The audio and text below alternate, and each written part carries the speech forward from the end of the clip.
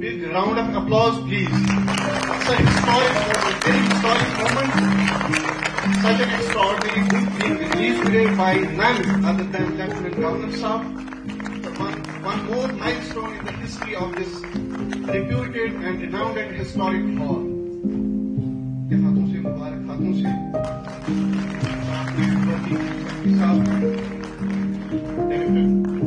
Suresh Kumar ji, principal secretary department of culture, बहुत फख्र की बात है।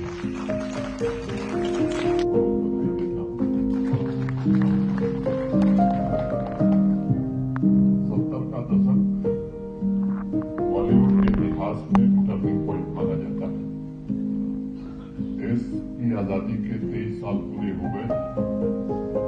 ऐसे में युवा भारत की आशाओं और आकांक्षाओं का प्रतिबिंब तथा समाज में हो रहे परिवर्तन की झलक उस दौर की जिन फिल्मों का जिक्र हुआ है या और भी फिल्में हैं,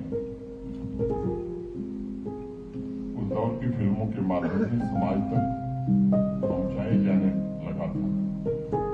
स्विंगिंग 70s 550 पन्नों के माध्यम से निरुपमा जी ने और उनके साथ जिन लोगों ने काम किया उस बदलाव को कैप्चर करने का एक बेहतरीन प्रयास किया। पूरी पुस्तक तो मैं नहीं पढ़ पाया हूँ, 550 पेज पढ़ने के लिए भी थोड़ा समय लगेगा। सरसरी तौर पर उस पुस्तक को देखा है और उसमें रीडर्स के लिए अनेक सरप्राइज है। इनसाइडर्स अकाउंट सेक्शन में बॉलीवुड की दिग्गज हस्तियों के माध्यम से पर्दे के पीछे पारंपरिक और गैर पारंपरिक फिल्मों के निर्माण में हो रहे बदलाव, उनकी अनसुनी कहानियां हैं इस पुस्तक में आपको पढ़ने को मिलेगी। मैं कोई फिल्मों का जानकार नहीं हूं, साहित्य के दृष्टिकोण से अगर देखेंगे तो 70 के दशक को उस दौर के रूप में भी देखा जाता है जब मेन स्ट्रीम के मशहूर कवि, कहानीकार, लेखक, गीतकार मुंबई का रुख कर रहे थे। इससे बॉलीवुड और भारत के छोटे शहरों की दूरी निश्चित रूप से कम हुई थी। उस दौर में अलीगढ़ से मुंबई पहुंचे मशहूर साहित्यकार, मेरा बड़ा निजी संपर्क उनसे रहा, गोपाल दास नीरज की भी बड़ी चर्चा थी।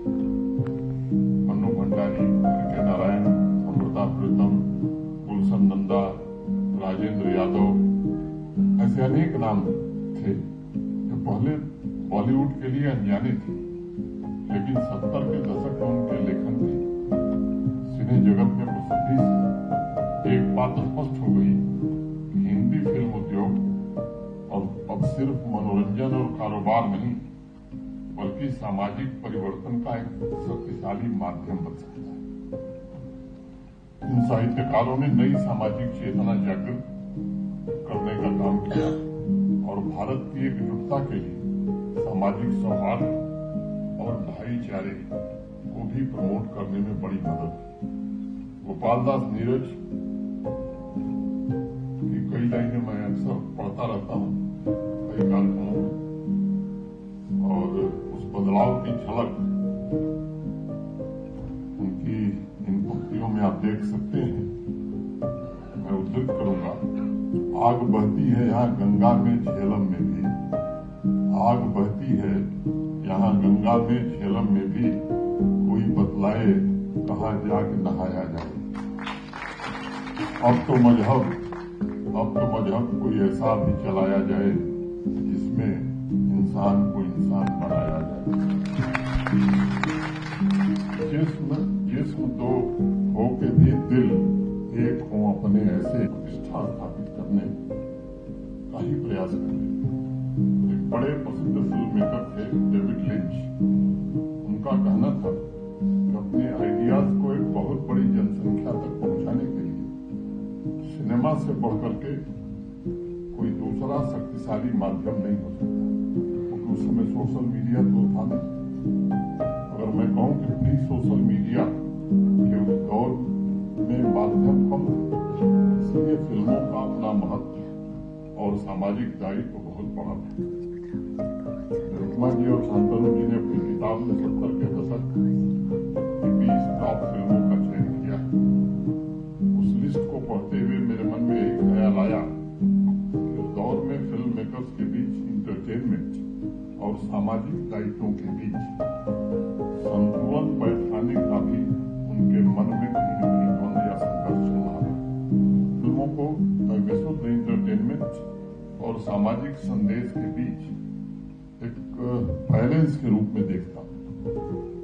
बॉलीवुड की तरफ से निरंतर प्रयास चल रहा था शहरों और गांवों में हो रहे सामाजिक परिवर्तन को फिल्मों के माध्यम से कैसे व्यक्त किया जाए, राष्ट्र निर्माण में फिल्मी दुनिया की भूमिका कैसे सुनिश्चित की जा सकती।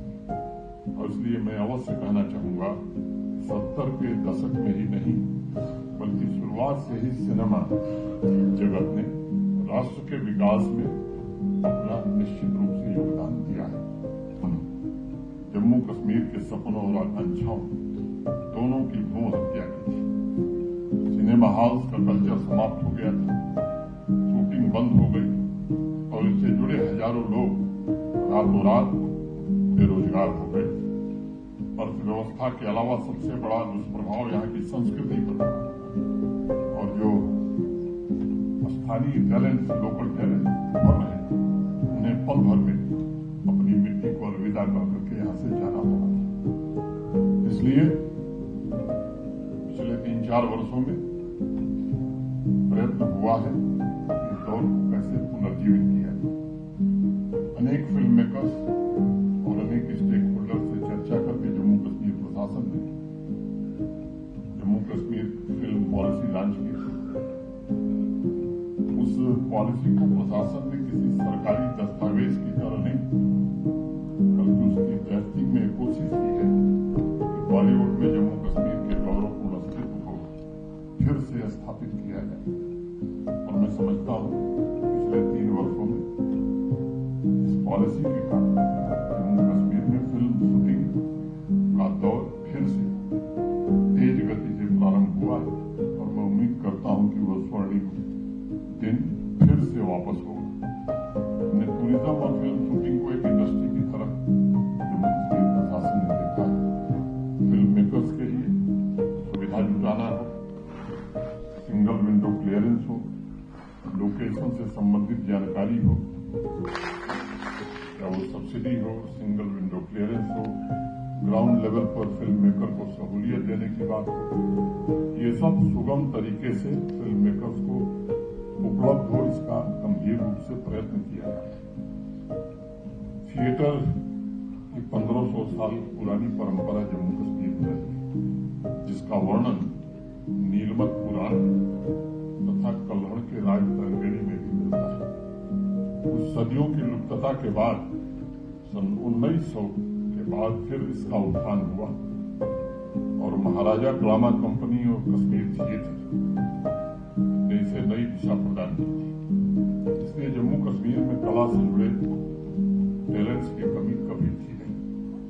फिल्म मेकर्स को local crew members, local actor, dancer, fashion designer, choreographer, cinematographer, sound recordist, set designer और अन्य प्रकार के टैलेंट्स की डायरेक्टरी आज जम्मू कश्मीर प्रशासन उपलब्ध करा रहा है।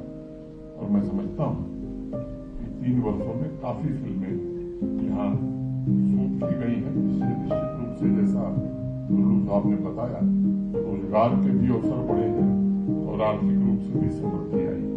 दूसरी तरफ फिर से वही दिन वापस आ जाए, इसकी भी कोशिश कर रहा है।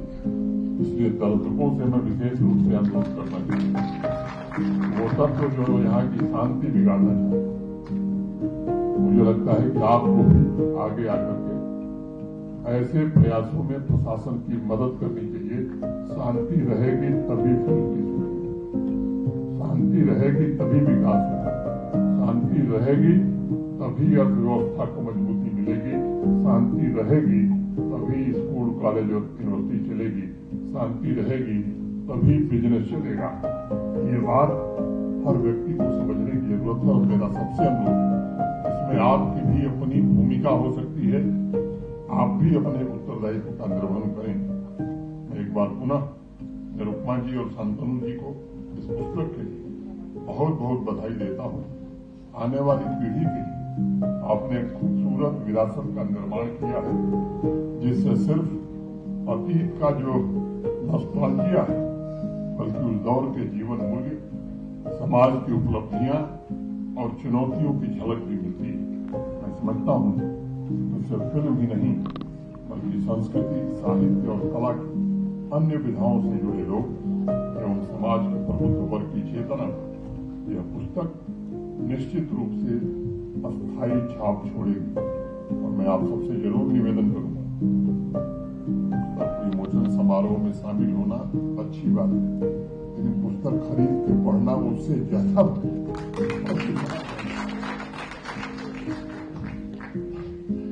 मैं आपसे अनुरोध करूंगा कि आप में से कुछ लोग जरूर पुस्तक खरीदें, पढ़ें।